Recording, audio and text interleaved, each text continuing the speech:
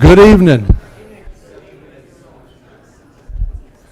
Good evening. Good to have you here. I've got a couple of announcements to make very quickly.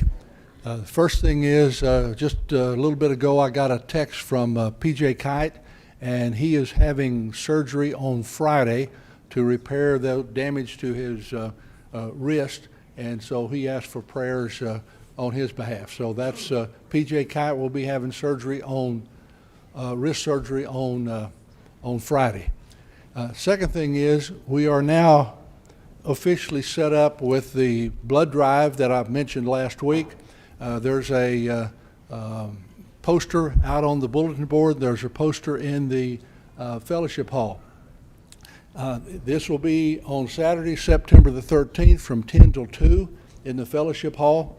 It has a QR code on here, and if you'll get on that QR code, it will take you to where that you can sign up for the slots, and the slots are limited. We don't have a whole lot of them, so jump in there if you're interested in doing that and get them on early. I do want to mention that there are two ways of giving blood. One of them is the regular whole blood. They also will be set up to do what they call power blood some way. What they do is they take more blood, but they put the blood back in you, so it takes longer, okay? They take out what they can use and then return a portion of that to you. So it takes longer, a smaller needle, little more time involved, but if you want to do that, there's only a very few slots, and each one of those slots will be at the start of each hour, at 10 o'clock, 11 o'clock, 12 o'clock, 1 o'clock. So if you want to do it that way, you need to sign up very early for that. There's also a way, they told me, that once you sign up, they will send you a link with another QR that allow you to do the paperwork in advance so that you don't have to sit there and go through the interview process. So they're trying to make it as quick as possible, or as the least time consuming as possible. Sometime maybe Saturday morning, or maybe that Wednesday night before that, need a help for just a few minutes for a few guys to move some tables out of the way. So keep that in mind. We'll get more details on that as we go along. The last thing I want to mention to you before I turn it over to Kyle is that if you haven't driven by in a while, the property, they have the forms and the rebar in place, and they told me that the concrete trucks will start rolling at 4 a.m. tomorrow morning. 4 a.m. tomorrow morning. If you want to get out there and watch the first bit of concrete being poured, more power to you. I won't be there, but at any rate, that's coming up, and that's good to see. Also found out that the steel is still on schedule for, I think, the 8th or 9th of September. So by the time that gets 8th of September, the steel is scheduled to be here. So we're going to see some rapid movement over the next little bit, hopefully. All right.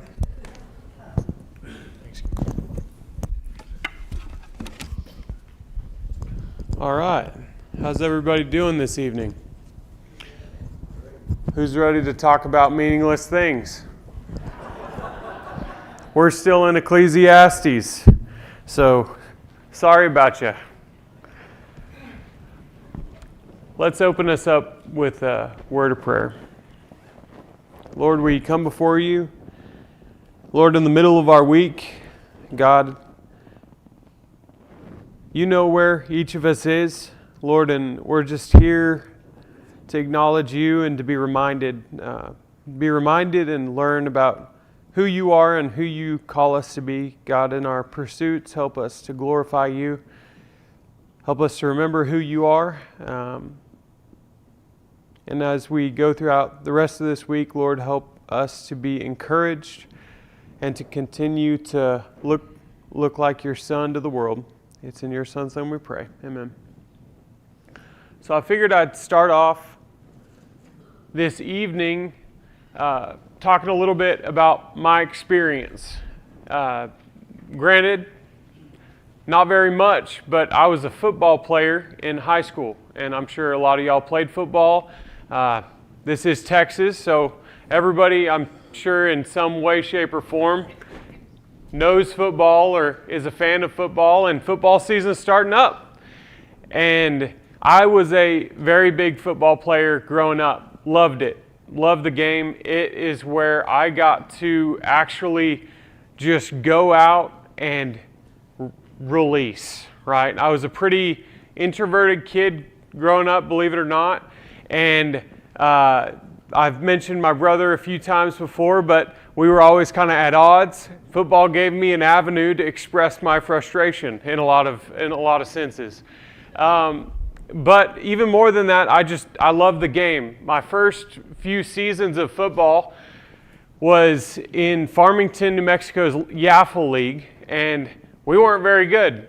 We literally won one game every year for the first 2 years of my Yaffle experience, and we won against the same team, and that just goes to show how bad that team was.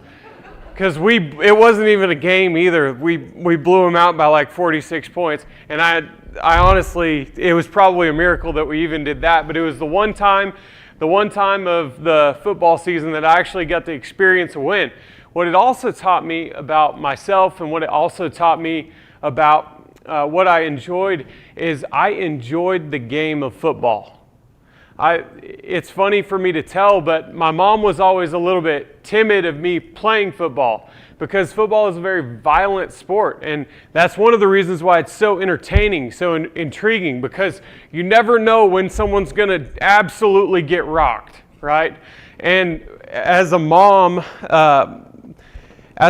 watching her nerdy fifth grader or fourth grader walk onto the football field is a little bit daunting, because all she knew about me was that I was a very timid and smart, intellectual kid I was decently athletic, but she couldn't really see me holding my own on the football field. Well, one of the first plays I was on the field, someone just got lit up. And it wasn't me. It was the guy I lit up. And my mom was super excited, and ever since that point, football was my game, right? My parents are basketball people. It scared me to death to tell them I'm not going to play basketball anymore my freshman year, but football was consistent. Y'all see me now, but freshman year of high school, I was not this stature. I was significantly smaller. I came into freshman year as a high schooler, and I was 5'2" and 105 pounds. But I loved football, right? Yeah. And I knew I had a little bit of an aggressive spirit sometimes. And so I still played basketball. I was a post. I was the smallest post out there. Didn't really enjoy that very much. But there's just something about football. I could get wrecked one day, and then I'd just be ready to get after it the next day. And me and my team, it's funny, and probably the reason I associated this is it's our 10-year football anniversary this coming November. And they sent us an email about going back to Bayfield, Colorado for everybody to get together. And I'm glad that they did. I don't know if I'll make it, but it was a good realization, because I'll never forget the feelings that were associated with my time playing football. Because, like I mentioned, I was a 5'2", 105-pound freshman that absolutely got obliterated every time I walked on the field. One time our varsity was beating this team far enough that they actually decided to let the JV come in. And I was playing outside linebacker at the time, and if you know outside linebackers' role and responsibility, they're supposed to come off the edge and they maintain the edge. And so they called an outside blitz on my first play, and so I come around, break down just perfect, swing my head to the inside, and I had a face full of a varsity pulling guard absolutely clean my clock. And if you've ever been a part of a if you've ever watched a game and seen someone get depleted and the whole crowd sees it and it's like the wind rushes out of the stadium because everybody goes, whoo, at the same time. I literally heard that before I touched the ground. Like, that was freshman year football. But it was really cool, and sometimes God puts people that you look up to in life in front of you, because if you're lucky, you're going to have opportunities to learn from people that know a lot more than you do. And I'll never forget my freshman year season.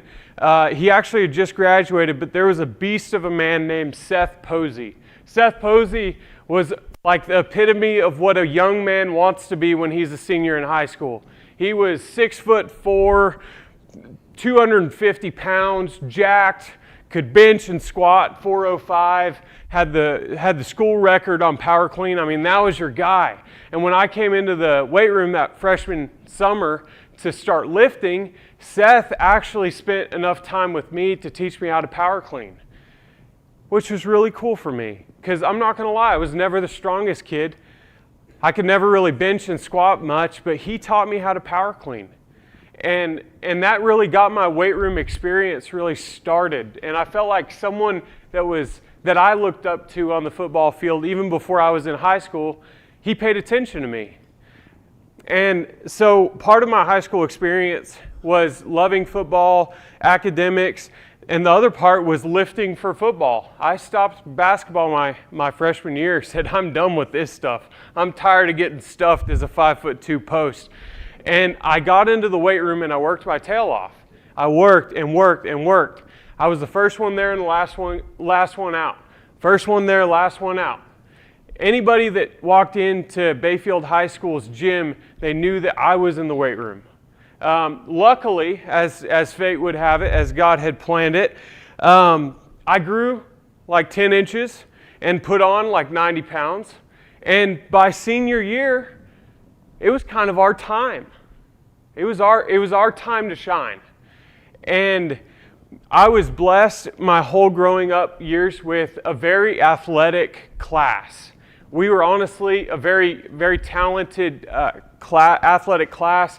We always did well in any of the sports that our group applied ourselves to, but the main thing we applied ourselves to was football. And so our senior year, we just got off of a 5-6 season, very marginal.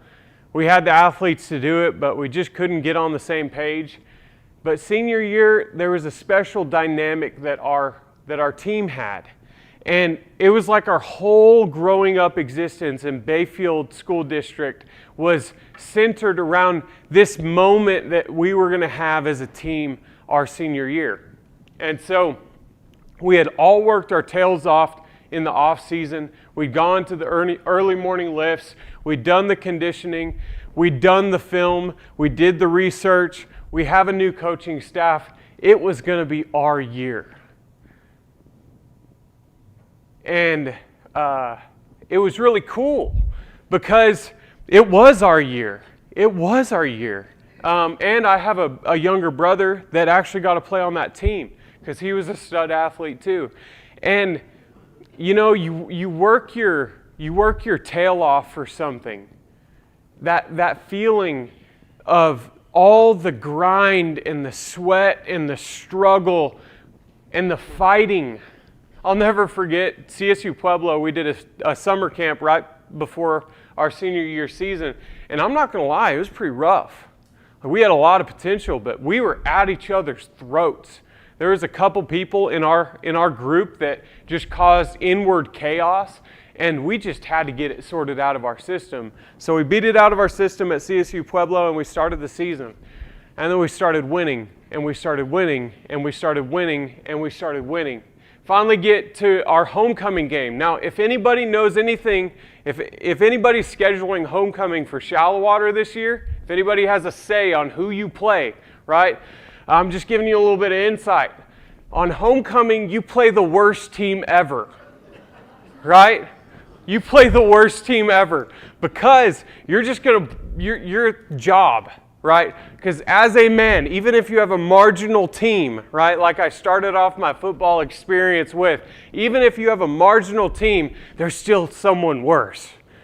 And you want all those kids to be able to go to their homecoming dates feeling like a little bit of a man because you didn't just get obliterated the night before. Well, our coaches didn't really take that advice. So we played the division lower than us. He did give us that, the division lower than us, but they were the two-time reigning state champions of that division, and they still had the quarterback that they won those two with because he was a senior that year. Great, coach. Thank you very much. That game was the defining moment of our senior season. Because I'm not going to lie, I've never seen that division put out a team where the average size was like 220, 6 foot. It was crazy. But what we did in that game was meticulously destroy that other team where they just wanted to walk. They couldn't walk off the field.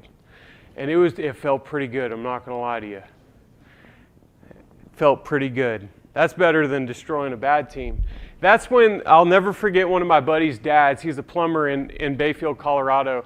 I stayed the night at our star running back's house, and his dad was a plumber, and his dad was a coach long time for me. Coached in middle school, coached some in high school. He was just a really consistent figure in my life, an encourager. And he told me that night, y'all can win it all. And we felt like that too. We knew because we just destroyed that team. That went on to play in the state championship of that division that same year. We absolutely destroyed them. We went through our senior season and beat everybody. Beat everybody. Well. Hard. We beat everybody so bad, we counted how many first downs they got, not how many touchdowns they got. Now, we get to the state championship.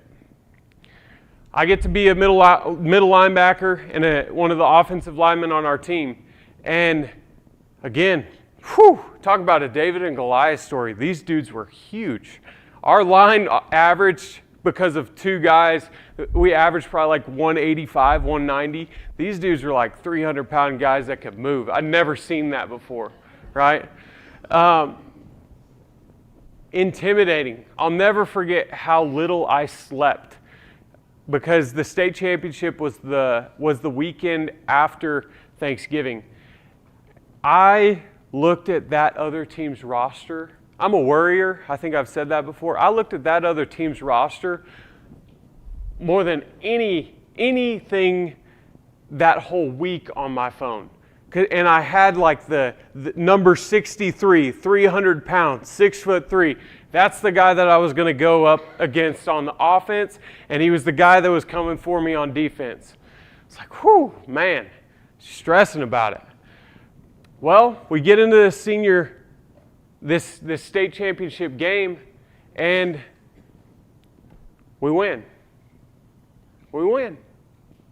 Like this, it's like this whole story in my life, just absolute grind, struggle, toil, hard, and this whole story in my life, and I'm at the pinnacle of my high school existence, and we win. It's 14 degrees in Platte Valley, Colorado. We're playing the number 4 team in the state. We were the number 1. We had to travel to their home. It's 14 degrees, freezed our butts off, snowed the night before, and we won the game. Never forget that feeling. But there's a feeling that trumps that for me also, and it came about a month later. Because, you know, when you're a high school guy playing football, all you can dream about is that ring, right? Drake came out with a song in my senior year of my high school. Y'all don't need to listen to him, but it was about really a really big team and a really big ring, and we finally had it, right? We finally had it. I can't tell you how many times we listened to that song on the way back on the bus. Don't go look at it, but that was just from a high school guy's mentality. Like, we just got that song that we've been listening to all season because that's where we wanted to be. We just got that. I've never worked harder for anything in my life. That's like 8 or 9 years of struggle and learning, coming and competing on the highest level that I could have. I'll never forget the feeling a month after, because guess what happens? Once you get the ring and you win, well, and then you go back to life. Kyle Killough still had to go to calculus class and pass. Kyle Killough still had to do his homework, even though he felt like big stuff. Kyle Killough still had to do some chores, even though he just did the biggest thing that he'd ever done before in his life. I'll never forget how quickly the ring lost its luster. And honestly, when I was reading, as I've been reading through Ecclesiastes, I think that's the point. But because I look back at that season, there was some valuable stuff that happened in that season. I got to play that whole senior season with my brother. I got to see him get lit up a few times. It was awesome, right? Might have pulled a couple blocks, I don't know. But it was awesome to get to play with my brother. It was awesome to get to be a part of a team. It was awesome, the work ethic that whole experience instilled in me. But I'm not going to lie. I don't know if you've ever, I would ask you to think in your own personal experience, if you've ever had a goal and you've achieved it, I don't think you have to wait very long for that goal to just lose its appeal. There's something about us that operates like that. Not too long ago, I was single and wanting to get married. And I've mentioned this before in this class. You know, you're single and you want to get married, but then you want to have kids. Well, then when you have kids, well, now you want your kids to have kids, and you want your kids to get married, and then you evolve, and then But all of these goals that we set before us, sometimes when we pursue those as ends, you're left disappointed because the thing that you so desire doesn't actually seem as fulfilling as you thought it would be. I don't know what I thought would happen if we won the state championship, but it wasn't that. I'm not going to lie. When Ecclesiastes talks about things being vanity or vapor or hevel, that's what it's talking about. It's talking about how wispy our aspirations are. Because you probably don't have to look too far back to see whatever goal you set before you previously, to see how quickly you were on to the next thing. That's Ecclesiastes. Now, what I don't think Ecclesiastes is trying to do is take the wind out of our sails. It's trying to acknowledge the rhythms and the pattern of life. And the rhythms and the pattern of life, they go through seasons. And I think what Ecclesiastes is trying to probably prove to us is that, hey, Kyle, you think you're hot stuff, just enjoy. Enjoy what God has you doing for the time. Enjoy that. Don't treat it like if you had this one thing, your whole life would be tremendous. If you had this one thing, your life would be complete. If you had this one thing, you wouldn't be lacking. There's a verse in Ecclesiastes, God set eternity in man's hearts, but He's not given them the understanding to find it out. There's an interesting thing that God has allowed us to embark on. Everything has its season. The purpose of our seasons is to be where we are and enjoy the season that He has us in. That joy, just like James talks about, is not contingent on the circumstance. You could have just as easily enjoyed your senior year football season as much as I did and been a 5-6 team. Sometimes the more depressed you are is after you've achieved something great. Because now what? What's to motivate you forward? I think we're a people that ought to have big goals, but our goals should not overshadow the present reality that God's put us in today. For everything in chapter 3 of Ecclesiastes, for everything there is a season and a time for every matter under heaven, a time to be born and a time to die, a time to plant and a time to pluck up what is planted, a time to kill and a time to heal, a time to break down and a time to build up, a time to weep and a time to laugh, a time to mourn and a time to dance, a time to cast away stones and a time to gather stones together, a time to embrace and a time to refrain from embracing, a time to seek and a time to lose, a time to keep and a time to cast away, a time to tear and a time to sow, a time to keep silence and a time to speak, a time to love and a time to hate, a time for war and a time for peace. There's a season for everything, and God's established the world this way. I do think it's an interesting question, and I want to open it up to you. Do you think that you would enjoy life with your wife or husband or kids? Do you think you would enjoy it more if you never had problems? Honestly, what are y'all's thoughts? If I make eye contact with you, it's dangerous, by the way. Doug. What are y'all's thoughts? If you never had any conflict, would you enjoy life more? I think you wouldn't know the difference. You wouldn't know the difference. Yeah. That's profound. You wouldn't know the difference. Sometimes our appreciation of the good times is because of the contrast of the bad. Sometimes if you don't know war, you don't know peace. You don't know the absence of peace. Sometimes if you don't know an absence of rest, you don't really know what rest is. I'll never forget, I guess it's Kyle's story day, but man, getting out of college, the second job I had, they put me in the field on an underground horizontal directional drilling crew.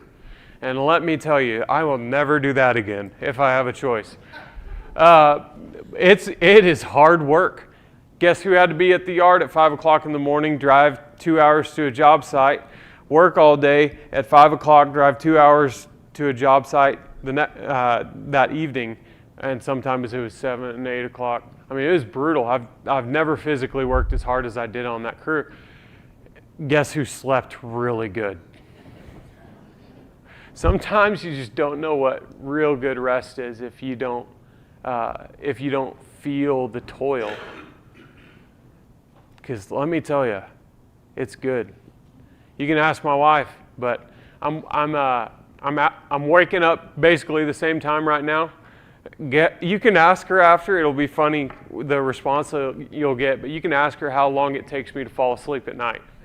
Not very long. I'm sawing logs before I take like 10 breaths, most times. Sometimes there's different dynamics, and God, I think sometimes we like the computer algorithm. We like the X plus B equals C, so that I can avoid as much struggle, so that I can enjoy as much pleasure as possible. Well, we just read that previously in Ecclesiastes last week. It's not about losing the struggle, it's about embracing it. And I think God has made us very dynamic people. We're dynamic people because guess what? Well, I don't really appreciate rest as much if I have a lack of it. Same thing with peace. Same thing with silence. Same thing for love. Same thing for mourning. God didn't just create us to constantly love our lives and never have problems. He created us to contend with something, to walk with Him and to keep a garden.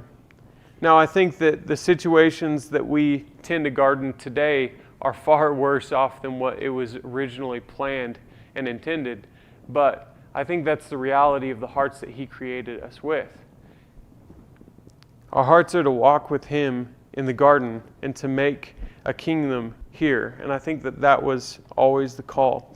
Part of the kingdom is to embrace the dynamic nature of reality. And the dynamic nature of reality embraces both of all of these paradoxes. You will not know what good rest is until you've had sleepless days. You'll not know the meaning in each of these if you don't acknowledge the other. Y'all are also always free to talk in this class, so throw up a raised hand if you have something to add, or just make eye contact with me and wink. That'd be funny. All right. What gain has the worker from his toil? I have seen the busyness that God has given to the children of man to be busy with. He has made everything beautiful in its time. Also, He has put eternity into man's heart, yet he cannot find out what God has done from the beginning to the end. I perceive that there is nothing better for them than to be joyful and to do good as long as they live. Also, that everyone should eat, drink, and take pleasure in all his toil. This is God's gift to man. I perceive that whatever God does endures forever. Nothing can be added to it and nothing taken from it. God has done it so that people fear before Him. This which is already has been, that which is to be already has been, and God seeks out what has been driven away. I do think back on that senior year of football, and I do reflect on the value that that had. See, I still have the ring to this day. It's packed up in a box somewhere. I have no idea where it is. It's at the back of a storage unit that I'll never see, hopefully, until about 6 months from now. I don't know. I look at it every year, maybe. But it doesn't have the same appeal. Because, like, who at work cares if I was a state championship football player? Nobody. I can answer that for you. They care about me entering purchase orders, entering change orders, negotiating contracts, and winning jobs. Right? But I think that that's a valuable thing for what I just said, because guess what? I'm in a different season right now.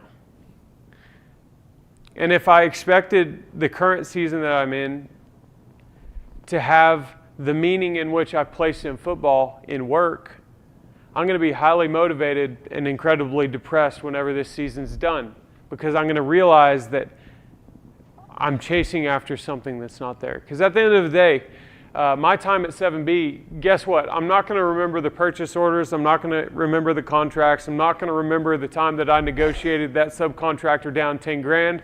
I'm going to remember what I did there that was meaningful. I'm going to remember me as an employee putting myself into something and trying to take advantage of the opportunities that I was given. I'm going to remember me trying to be a leader to my team that's trying to impact my team and pray for my team's eternity. I'm going to remember the times that I took a second from my busy day and stopped to try and do the right thing that took a little bit longer. That's because those are the meaningful things. That's because those are the eternal things. The rings, the money, the temporary things that we pour our lives into. If your life is about it, it's going to be as transient as the things that you base your existence in. But the funny thing is, when you base your life on eternal things, they're going to have such eternal significance that your life is full of meaning. And no matter where you turn and whatever avenue of life you're interacting with, it's going to be full of things that fill you up, full of things that help you enjoy the toil, enjoy the work, enjoy the season, whether it means peace or war, death or birth, sickness and health. It's almost like marriage was a reminder for us to remember in the beginnings of our vows the changing nature of the life that we inhabit. And a lot of us are a part of that covenant today. And I think it's worth noting that the relationship that we have with our spouses is supposed to really reflect more than anything the relationship that we have with our God and the relationship that our God has within the Trinity. Moreover, I saw under the sun that in the place of justice even there was wickedness. In the place of righteousness even there was wickedness. I said in my heart, God will judge the righteous and the wicked, for there is a time for every matter and for every work. I said in my heart with regard to the children of man that God is testing them, that they may see that they themselves are just beasts. For what happens to the children of man and what happens to the beasts is the same. As one dies, so dies the other. They all have the same breath, and the man has no advantage over the beast, for all this is vanity. All go to one place, all are from the dust, and to the dust they return. Who knows whether the spirit of man goes upward, and the spirit of the beast goes down into the earth. So I saw that there is nothing better than a man should rejoice in his work, for that is his lot. Who can bring him to see what will be after him? I think more than anything, because we can get lost in the, what are we trying to say here? Like, me and Fido are different. I don't think that that's necessarily what he's saying, but I think there is a call to humility. There's a call to humility and to embrace what is before you, because oftentimes we make ourselves far more important than we ought to. And yours truly is a very good example of what that looks like most days. Go ahead. There we are. You didn't wink at me, thanks. I think what you just said about humility really relates back to verse 12, where it says, I know that there is nothing better for men than to be happy. That's an active phrase, right? We're to be happy. Then it says we're to do good and find satisfaction in all of our toil. That's the gift of God. And then he reminds us that everything God does will endure forever, and we can't add to it and we can't take from it. So we don't need to make our accomplishments, our state football championships, or our whatever it is we may get to, be the end-all, be-all thing. But at the same time, when we make terrible mistakes, we don't have to let that tear us down completely either, because God gives us everything that we need. And so we just need to seek that satisfaction in what He's given us. And humility is what helps us maintain that. The participation, right? Yeah, it's a participate. We participate, right? And this is so reminiscent of what I believe Paul says when he says, hey, God set before you the good works, you just got to do them. Like, it's funny, if I'm closer to college than probably anybody else in this room. Close. You get out of college and guess what you do? You put together your first resume. That's a little scary, right? What are you supposed to do on your first resume? You're supposed to highlight. It's all about you. And even when you get a little bit of experience, that's when you can really put together a good resume. Because guess what you're going to focus on? Anybody that's put together a resume, it's not about, it can be about qualitative, but they tell you it's all about quantitative. Numbers. I want things that are provable. I want metrics. I don't want you to just say that you're a trustworthy worker. I want you to show me how much money you can make, right? I want you to show me how many projects you can manage in a given time. I want to see how many students that you can manage. How many classes can you teach? How much can you bear, right? It's all about metrics. When you interact with God, He's like, hey, you can't really take credit for any of those things. I'm just a participant. Granted, I put the effort into interacting with something, but sometimes God's just provided us doors and avenues that we get to walk through. And yeah, we expend energy in the pursuit of those goals and those things. But if we're not careful, it's like God created our existence to not be oriented around the metrics. Because they're just not going to satisfy you. I think God created us. It's funny, this is going to be a tangent, but it's going to be fun for a minute. If you look at the animal kingdom, right? What's the difference between an animal that has eyes on the side of their head versus the front of their head? What's the difference? Predator versus prey. Now, a prey animal, they have eyes on the side of their head like a deer because they're facing outward. They're trying to identify threat. A predator has less of a peripheral vision and more of a focused vision. Guess where our eyes are? God created us as that. But I think ours is a little bit different. It's funny. And it's funny that we go back to beasts and animals and relating to ourselves in this, but I think ours looks a lot different than just what are we going to consume for that day. It goes a little bit deeper into that, even though it's very similar. We are directionally driven people. I prefer not to walk backwards where I cannot see. What that means is God has created us to be forward-facing, look for things, orient ourselves toward goals, and be focused on things. But I think ultimately what it really boils down to, if we had to boil everything down into this one last point for this week, we can say that God created us to pursue something.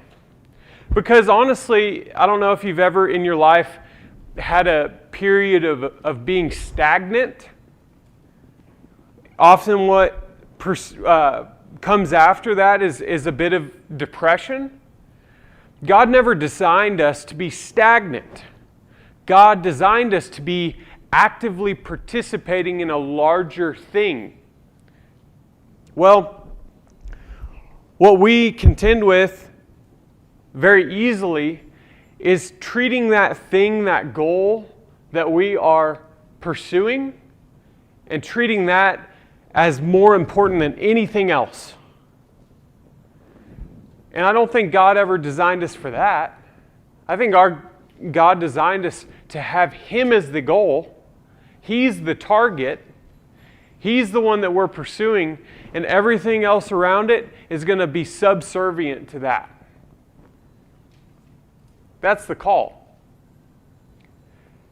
Carter? You read this, and it's hard for me not to go, man, I'm helpless. Yeah. I don't have control over anything. Absolutely. And you can either look at that and go, or you can look at that. I think it's like, yeah, I'm helpless. About right. You're finally getting it, dude. Yeah. You're finally getting it. You are helpless. A lot of what we does has no meaning, absent from God. That's what He's telling us. Yeah. I don't have control over anything. Man, God just as easily could send a tornado to County Road 1440 and 6100. I'd be pretty distraught right now. But that's how helpless I am, right? Trying to build a house, that thing could get wiped out in a second. That's how helpless I am. We take things for granted in our daily existence so fast because we think that either we're owed something or we're so used to the status quo that we take it for granted. Which, it's a good reminder that the status quo is a blessing too. All those things that we take for granted, they are blessings. God designed us to have Him at the pinnacle. And everything else is subservient to Him. Because guess what? I'll never be God. But I can sure aim after Him. I can sure pursue Him. Matter of fact, I think that's why grace is so essential, because if the idea of man being the image of God is the ideal, which it is, and it says it in the beginning of Genesis, if that's the ideal, well, there has to be grace, because I'm not that. And I lost that like that fast in my life. I think we serve a gracious God. And He has extended so much mercy to us.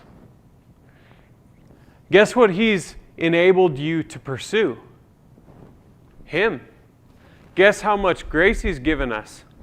A bunch. That's the call. His grace comes at the balance also of His justice and His mercy. Because if all we had was just an abundance grace and no reminder of a standard, then grace loses its meaning. But God holds both perfectly, where He spurs me on and He comforts me at the same time. He prods us forward and He draws us back. And guess what? He calls each and every one of us to look more like Him every day. That's the call. And so as we walk forward in that call, and as we walk forward, hopefully quickly through the rest of Ecclesiastes, we're just going to remind ourselves that our purpose and our mission here is to become more like Him every day and enjoy it. That's a tough call, but I'm going to be better for it. My relationship with my spouse is going to be better for it. My relationship with my parents is going to be better for it. My relationship with my grandparents is going to be better for it. And y'all's will too. Thank y'all very, very much. Appreciate y'all's comments and thoughts this evening.